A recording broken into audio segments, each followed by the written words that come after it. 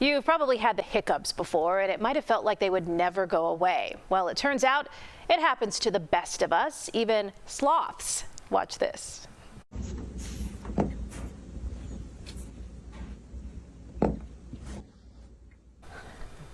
This little guy at the Cincinnati Zoo had what could be called the slowest hiccups ever.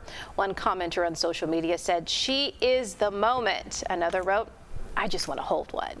So if you have hiccups, you might not think they're so cute, though. How can you stop them? Here's what a doctor at Mayo Clinic in La Crosse, Wisconsin recommends. Try breathing in, Joe, keeping your mouth open, you got that? Okay. And hold your breath for 30 seconds. If you can't do that, he also recommends chugging a glass of water without coming up for air. I thought those were just like old wives' tales. I didn't realize they could actually work. Or drinking out of the glass from the other opposite side, upside down. Has that worked for you?